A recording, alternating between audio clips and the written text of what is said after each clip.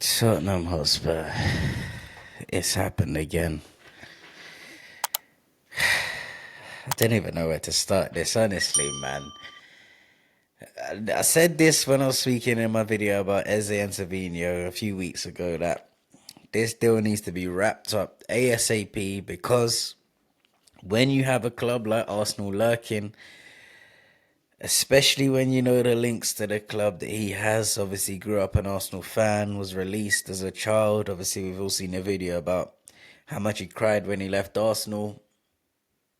You can't be affording to leave the food on the table, man. Like Daniel Levy's got blood on his hands as well because from when obviously we saw the reports last week that he wasn't going to be in the squad because it was getting closer, and then all of a sudden he comes in the squad. There's questions started to be asked anyway, and then we get into this week. We're seeing that he still wants to play for Crystal Palace on Thursday, and it's starting to be a few more question marks because if it was that close, then Crystal Palace would say, yeah, you're not being involved because we're not risking the money. So then question marks started to be had. We also then started seeing reports that Spurs have offered Richarlison plus cash. So now we're trying to do Daniel Levy's trying to do Daniel Levy. And finally, Kai Havertz gets injured. Arsenal obviously start looking for replacements, and within a matter of hours, we get the here we go, and Eze is now joining Arsenal now. Honestly, it's just why it's always us. 3 months ago, we won our first trophy in 17 years. We got into the Champions League via the back door, and we thought that we could probably become a serious football club again. Yeah, that lasted what, 3 months? Not even that. And Spurs are back to being Spursy, man. We're now the laughing stock of the league once again. And it's the worst way to do it. Remember Willian choosing Chelsea over us, now Eze choosing Arsenal over Spurs. Let's be honest as well. I see all these Spurs fans saying, oh, he's not even that good anyway. He doesn't even fit into the Arsenal team, or our team is more balanced without Eze. Get out of here with that crap, man. Eze is a baller. And if we signed Eze, I have no doubt that every single Spurs fan would be laughing at their Arsenal fans. I was even ready to do the old, ready to have him holding up the shirt with the North London forever, but it's all a dream, man. Honestly, it's just I'm lost for words. I feel like I'm lost for words, but am I lost for words? Because how many times have we been through this?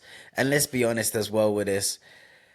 Eze, of course, if you're gonna have the choice between Tottenham and Arsenal, whether or not I'm guessing Arsenal are paying big money. I've seen a few reports saying that Spurs offered less terms, but I doubt that because Arsenal pay big wages anyway, and Spurs do not. So Arsenal obviously competing for the league, um, paying bigger wages, probably have better chance in the Champions League as well. It was always going to be a no-brainer for him, to be honest. But that's what happens when Daniel Levy just spends so much time dilly-dallying, trying to get the best deal, trying to undercut people. When James Madison got injured, you should have just gone and paid the money straight away. Obviously, he tried to get that 8 million discount off the release clause, and look where it's ended us now. And now with what, under 2 weeks left of the window, we're left scrambling with our balls in our hand, trying to beg players to join us, and now we've gone from being obviously about to sign Eze, and now we're looking at Tyler Devlin and Bilal El Canoes. Like, come on, let's be real here, guys. We were gonna sign a seasoned Premier League professional, England international, and now we're back looking at a 21-year-old who's currently playing in the Championship and was also part of one of the worst teams ever in Premier League history. And we're looking at a 19-year-old that was also part of one of the worst teams in Premier League history. Um, Honestly, I don't even know what to say. My head is just so hot as well. I could just come in here screaming, but what's the point, man? Because I have no doubt this stuff's gonna happen once again. And Spurs, Daniel Levy, and the board, you've just put yourself under immense pressure now because not only did we miss out on Morgan Gibbs White, not only have we now messed up on Eze because we were trying to get the pennies, and now he's only gone to the rivals. Now Spurs have to do something. They can't afford to. Obviously, I mentioned in a video before about how it wouldn't surprise me if Spurs try to do Savinho, try to do Eze, and then don't do any of them, and then give it to us at the end of the window when they do that transfer wrap to say we tried to get these targets, but they ended up at different clubs. No, no, no, no, no, no, no, no, no, no. That cannot be happening. We cannot afford to not sign anyone now, and they've got to be a top quality as well. Don't forget. A couple of weeks ago, we were told that we're getting all summer. We've been told we get an investment as well, and then we've also been pushing narrative recently that Spurs are looking to sign a number 10, a winger, and a centre back, and they believe that they have the funds to do so. So don't be giving me, oh, we're spending 30 million here, 30 million there. No, no, no, because you told me that we have what 120, 130 million to spend. So that money's got to be spent in these next 2 weeks. But honestly, this one's a kick in the teeth. As I said, obviously, yes. As much as no one wants to admit it as well, I've got to be real here. Of course, Arsenal are the bigger club than us, competing on a higher level than us as well. So if a player is going to get the option between the two, of course you're going to choose it.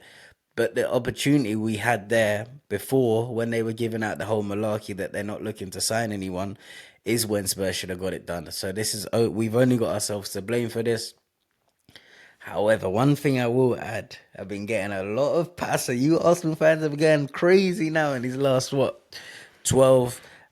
hours since this stuff's been announced. So, one thing I'm going to say to you guys now is there cannot be any excuses in May if you lot do not win a trophy. Now, you guys, last year, you didn't have the striker. We didn't have the left winger. We didn't have backup for Saka. No, no, no, no, no, no, no, guys. I'm keeping these receipts. I've had a lot of abuse as well from you Arsenal fans. I've had a lot of abuse about how we're small clubs. So, if you guys have gone for another summer spending 300 million, takes your spending over to way over €1 billion that you spent under Mikel Arteta, you cannot go trophyless this season. And in May, I will be there for any excuses you guys have. If you do not win the league, if you do not win the Champions League, if you do not win the FA Cup, Carabao Cup, I'm not even having that, because you lot tried to dismiss our Europa League last year saying, oh, we only go for the big trophies. So I wouldn't even accept the FA Cup. If you lot have spent all this money to go and win the FA Cup, yeah, it's not enough. So Arsenal fans, this is a message to you. You have to win the league or the Champions League, or I will be there for you. But fair play. He took the player that we had. And also, this goes to all you kids on Twitter as well. I'm talking to you Tottenham fans. They're all making your dream lineups, putting Eze in the squad, putting Morgan Gibbs White in the squad. All of you guys doing your comps about how he was an Arsenal fan, but now he's Tottenham. Guys, come on. Use your head now. This is Tottenham Hotspur we're dealing with. Stop putting the horse before the cart. Or the cart before the horse, man, whatever the saying is. Because you guys are also responsible for building this hype. Absolutely gutted, man. Absolutely gutted. Please like, comment, subscribe, whatever, all of that, man. And I'm gutted because I'm hanging my head in shame like the board should be doing right now. But I bet Daniel Levy is having an absolute party right now because he's just saved himself £65 million. Peace and love, guys. Peace and love.